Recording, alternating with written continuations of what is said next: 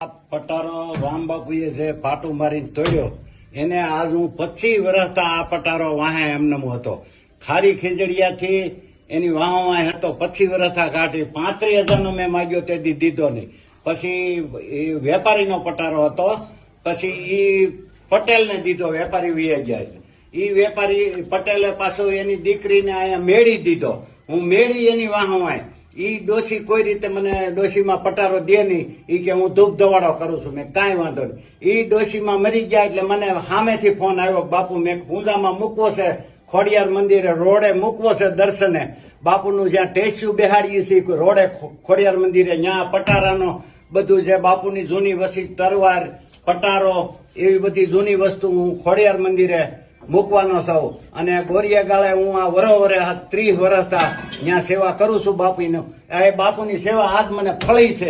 અને બાપુની રજા લઈને હું આ પટારો લઈ આવ્યો છું કે બાપુ કીધું જા તું તારે અને તું વાવડી મૂકી દેજે, એટલે હું પટારો લેવા ગયો હતો.